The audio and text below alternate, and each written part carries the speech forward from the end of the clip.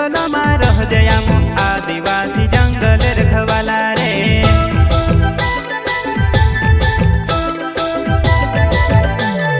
चल जंगल जमीन काजे पूजे रे आदिवासी दुनिया ने रखवाला रे।